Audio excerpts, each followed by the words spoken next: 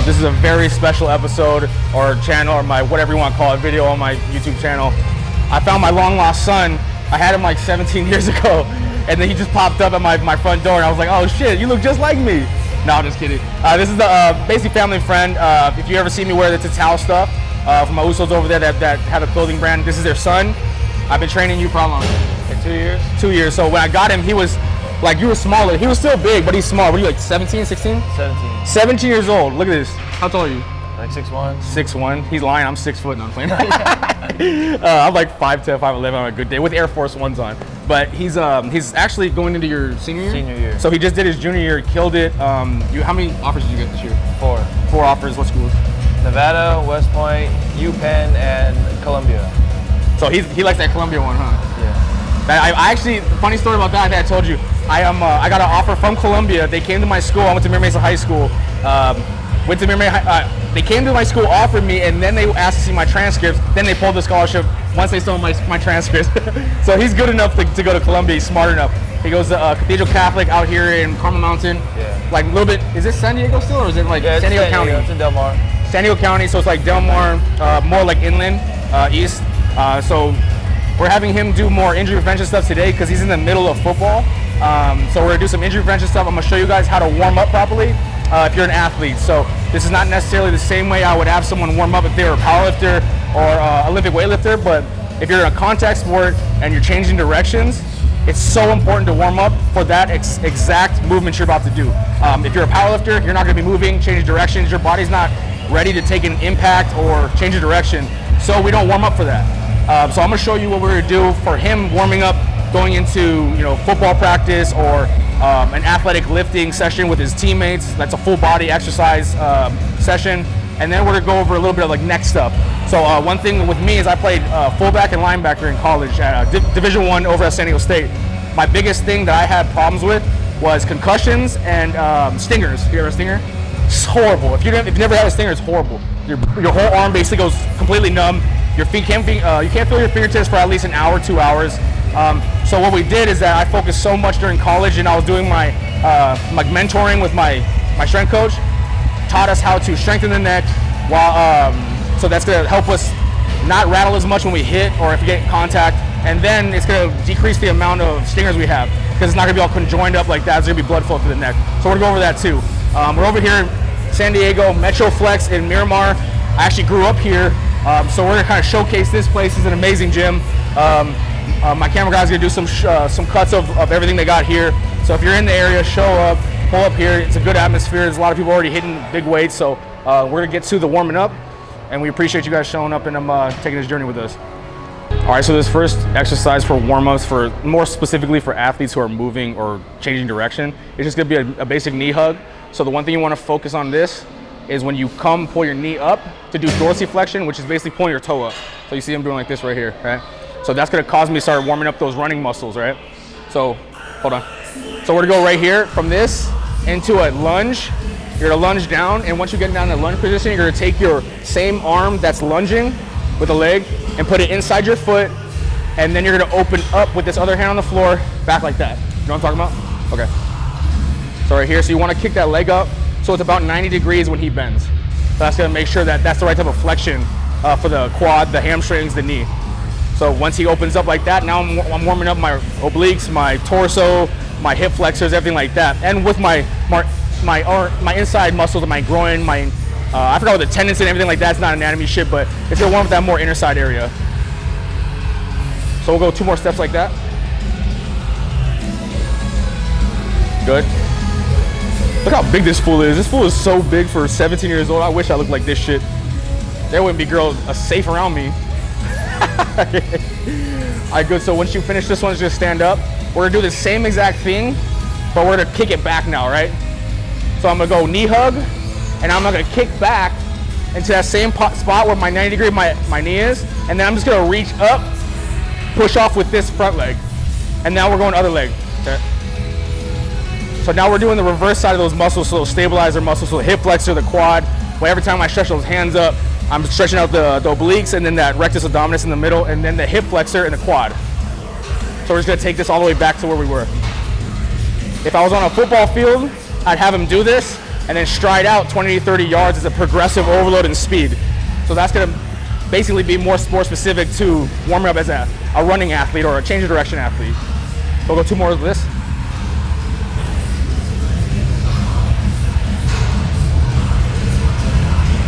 Good, last one. How much do you weigh? Jeez, I wish. 220 all balls for me. So this next one's gonna be a squat stretch. So we're not gonna walk it down anywhere on this one.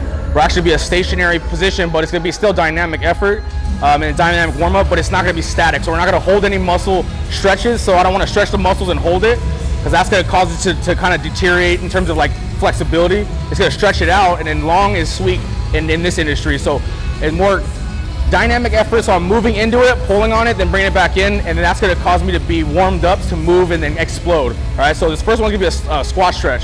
So he's gonna have his fingers underneath his toes, where his balls of his feet are. And all he's gonna do is he's gonna pull himself down into the squat with raising his chest up, try to press vertical chest while pushing the knees out with the elbows. So this is gonna squat, it's gonna warm up my hips, my groin, my lower back, my upper back, and he's gonna come up, never hold the position, but go right back down into the squat stretch. So we usually gonna do around 10 reps of this. So this is actually a good warm-up to do for everybody. So even if you're just an average daily living guy and you want some more flexibility with your hips, good stretch to do. I used to compete in Olympic weightlifting, so what my coach used to tell me to do is when I'm brushing my teeth, to sit down in a squat like this, and then that's what I would be doing just to get my flexibility right. So we'll go 2 more reps on this. So even if you're a powerlifter, this is the exercise I would honestly tell everyone to do. It's more beneficial for just average daily living to athleticism and flexibility. Another exercise, but we're gonna take it backwards. It's more for hips. The rotational part of the hips, where that hip girdle is, where those muscles come around that hip, that's in that joint. So I'm just basically gonna try and be as square as possible in front of me. I'm gonna kick one leg up, pull it up to my hip flexor, try to put it in my chest, and then I'm gonna rotate out while keeping my body square in front of me, and then kick back as far as I can, and then step back. So I'm gonna do all just this right hip one at a time. So kick about as high as you can. So it's basically, if you think about doing hurdles, try to think about putting your foot above the hurdle behind you, or the side of you. There we go, now kick it all the way back. Good. So a lot of people don't realize that that hip that sits like this in that girdle has like 5 or 6 muscles that make sure that it can actually rotate and actually be more functional dynamically and actually be able to change directions and be safe while you're doing it. So we'll do one more each side.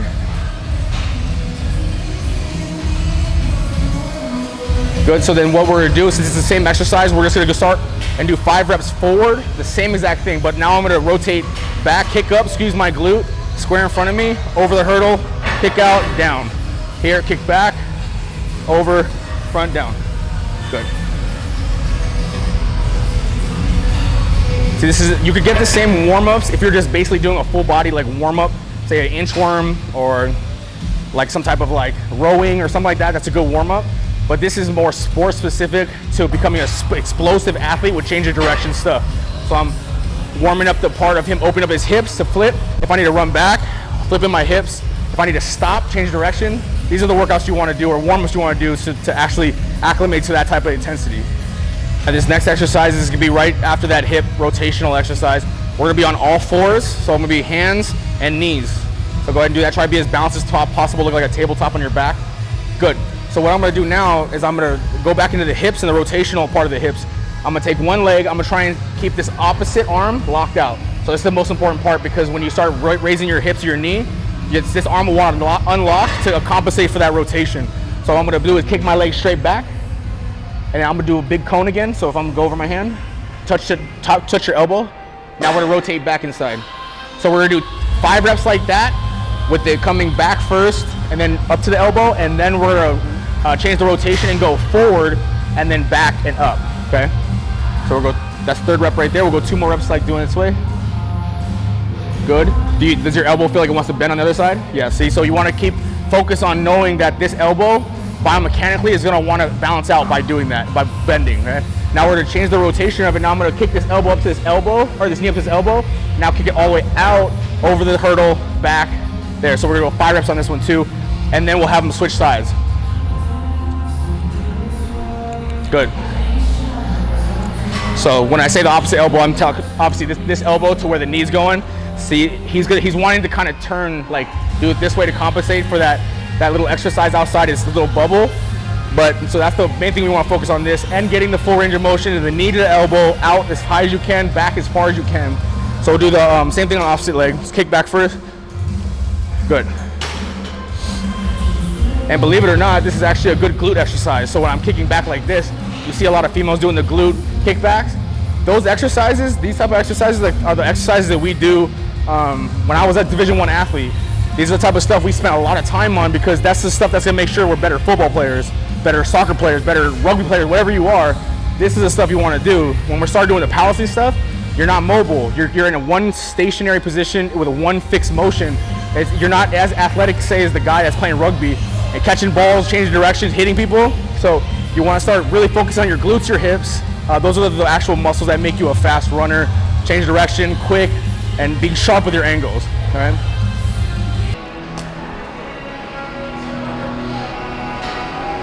Good. All right, this one's gonna be a more shoulder stabilization workout for the rotator cuff, elbows, wrist. So there's more connector muscles that needs to be stacked.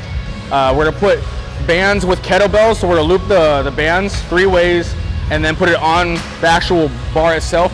We have a specialized bar, which is a bamboo bar. So it's a specialized like powerlifting bar almost. It causes instability, but you could use a regular barbell too. So if I just have a regular 45-pound bar or like a smaller 35, a woman's Olympic weightlifting bar, whatever, you can do the same exact thing with the bands and put it on the actual regular barbell on the collar, and then that'll actually keep the same result, but it's just gonna be a little bit heavier, so it's not gonna move as much. So this one is like maybe 15 pounds. So when the weights are moving on it, it's emphasizing that, because the weights are gonna be swinging back and forth, right? So we're gonna go 1 full circle. I'm gonna loop it once. I'm gonna have Tano do it with me. So loop it once, okay? So loop it, like turn it as you go. So I have it like this, and I'm just gonna turn it like this, and then fold it. Good. And now I'm gonna take one of the sides and then make it a little bit longer. So like that, so making like almost like a mini circle. More? A little bit more. Good, and then now I'm gonna turn that over and then make another hole by putting it on my other hand. Okay, so I'm here, this is a triple band. Now I'm just gonna put it on a kettlebell. This is a 26-pound kettlebell. So now we're just gonna loop it under like that. Good.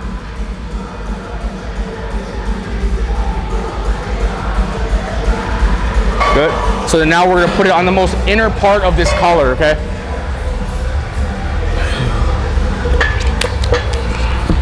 Good. All right, so you see how we wanna put it more inner, closer to the core center part where the athlete is, because it's gonna be a little bit easier once we start getting more acclimated to it, because he's never done this before. We'll start moving this out as the weeks go on, so that there's causing more instability with the same amount of weight, so the intensity is rising as we're going on, so that progression's there, but we're not just sticking with one single movement, with one single weight for a period of time, because that's how you plateau, that's how you peak yourself. So we're actually gonna plan to progress this over the weeks as it goes on, all right? We're gonna press 8 times, so that you see how the kettlebells are gonna be swinging a little bit, so that's gonna cause the instability. So it causes 8 times pressing, and then he's gonna take it for a walk in a locked out position with his wrist, his elbows, and his shoulders stacked on each other. Good, so now we're gonna walk it down. This is about maybe 25 yards.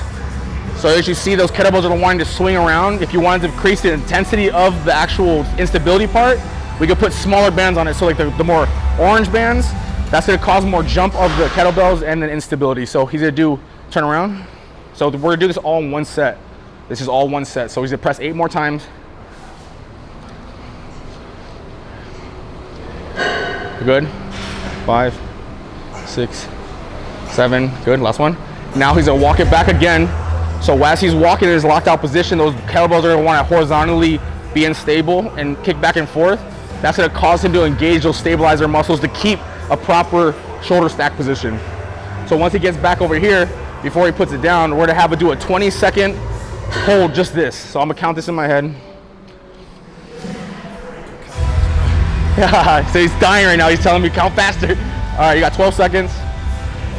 Good. So this is only maybe 65 pounds, but this is an absolute killer. Good. 5, 4, 3, 2, and 1. Good one, racket.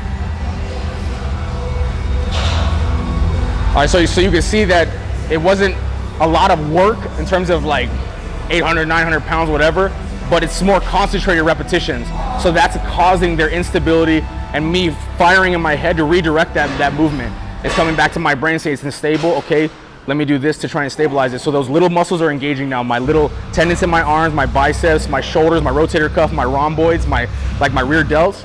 Those are the muscles that are to keep you safe as an athlete. So in terms of like if I hit somebody stinger wise, or if I reach out and I try to grab somebody, that instabilization outside my comfort zone right here, this is the stuff that's going to keep you injury free. So we have to front load the injury prevention type workouts. All right, so this one, I can't even express how dire this was for me in college, and I wish I did it in high school. Having a strong neck is so overlooked in any aspect of any sport. If you go deep into someone's camp, like a boxer, I guarantee you they're doing a lot of neck exercises to control the stabilization of the head, just in case if they get hit, that rattle is not as bad if you have a neck that's supporting that movement. All right, so what we're gonna do, we have two different types of muscle groups around our neck. It's the ones that are more lateral, so the ones that keep from that, if you get rocked, like that'll stabilize your neck, and the ones that are running down the back of your spine, so right back here, okay? So we have 4 movements. I'm gonna show you the first 2 movements real quick. We usually keep this around 10 to 15 repetitions, and there's always a progression to that, right? So either a little bit harder than we did last week, a little more repetitions than we did last week. I play with those rep ranges from 12 to 20 reps on each set, all right? So we're just gonna do 3 to 5 reps each side on this one, just to kind of, for the video's sake, all right? So he's gonna wanna keep his chin high, his face straight, and his shoulders straight to where his head is. You're gonna wanna turn like that to try and engage more power, but we wanna do it right with an even amount of pressure opposed to a lot of pressure, all right? So we're gonna go from ear to ear. He's gonna take it all the way down to this right ear, all the way, keep going. Good, now he's gonna try and fight me out as slow as he can. So it's gonna be about 3 to 5 seconds negatives every single one. So that's 1 rep. We're gonna do 3 reps on this side, and I'll kick it to the other side. 2, good. So it's important that you're not trying to fucking kill his neck, all right? So it's just even pressure distributed throughout the whole neck, right? So kick it all the way to the side, and then finish this way. Good, so that's more flexion on that right part of that neck. So now we're gonna kick it over this left side. Same thing, big chest, high shoulders, high chin. He's gonna take it all the way to the right side without trying to turn his head. Then I'm gonna give him pressure on the way back. Good, we'll go 2 more off this one. Good, take it, good. So now I'm just giving him even pressure all the way through. I'm not trying to jerk his neck around, nothing. So we'll go 1 more rep. Good, big chest, big chin, good. Now all the way, get good range of motion, good, and we'll fight out slow. Good. So that concludes our day. So I would consider this day an active recovery day or a injury prevention focused day. All right, so it wasn't very long. We had about 6 to 7 exercises or warm-ups. So we took it through those, but he'll tell you it was actually pretty hard. It's not an easy exercise. It might look a lot easier than it is, but I would let you try do it yourself and gauge it off the intensities that you feel like you can do, but you should be at like a RPE 9 to 10 every single set. So we usually do around 3 sets of each of those. So today we only are showing 1 set of the duration of that set, and then we moved on just for the sake of the video. But you want to do 3 sets, anything between 12 to 15 reps, so it's considered hypertrophy. So it's like the breakdown of the muscle group, so I can gain size and strength and stability through that.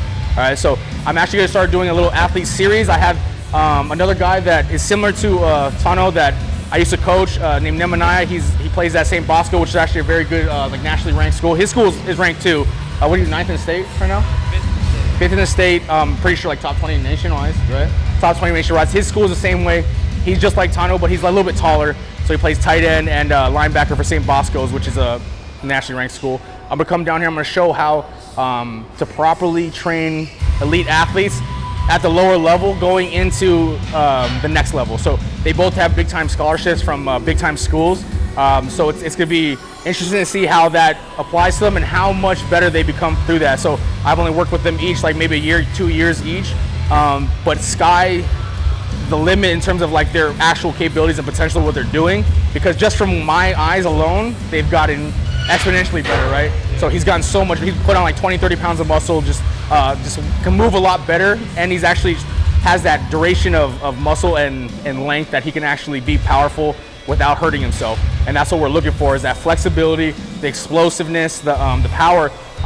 It doesn't always correlate. So I saw something online, a strongman, I forgot what his name was, a really good strongman was talking about if I were to train football players and then rugby, anything power-wise, I would never use deadlifts, and that's exactly right. Me and my education and my strength conditioning specialist stuff, we don't ever want explosive athletes or athletes that need to change direction or kind of be powerful in those moments and explosive-wise to not do deadlifts. So don't teach any football players, rugby players, nothing like that, deadlift. I only work clean, what's it called? Not so much power cleans, but extensions, so clean extensions. So I'd come from the floor and then do an extension of the hip for triple extension. So that correlates better to their athletic ability without having to compromise the safety of what we're doing. The second I start cleaning right here, now I'm compromising my wrists, my elbows, my shoulders. I have to spend a lot more time coaching wise to teach them the proper way to do it and be safe. So we're cutting that hole out, and so we can amplify their explosiveness with specific movements. So that's the type of stuff that we're going to be doing. So no deadlifts. We will bench press because there is application to that, so more closer bench press. We're gonna have them do front squats, shit like that, just to load the frontal part of their body, because that's more correlates to the actual football player when it's exploding through somebody's face mask or running the football through running. We will touch on the lower posterior chain too, but we'll do things more like barbell hip thrust and movement things that's gonna engage that posterior chain. We might dabble with some trap bar stuff and some block stuff, just that top end triple extension. All right, so if you guys want to continue to see these type of workouts, comment below. Let me know what you would like to see or what you would like to, us to talk about in terms of being a younger athlete. If you have a kid or if you're a coach or whatever, you want to see something specifically done and me explain a specific way, drop it in the comments. Remember this name, he's going to blow up. I mean, sky's the limit for him. I mean, I'm just excited to see what he does his senior year and then going into college and where he decides to go. I give him as much advice as possible and tell him not to go to the certain schools because I've already been through the process. But it's gonna be interesting to see. So remember this name, you're probably gonna be seeing him on TV a lot. So I appreciate all the love. If you guys, like I said, if you guys wanna see any type of content, just hit me up on the comments. Appreciate all the likes, all the subscribes, everything like that.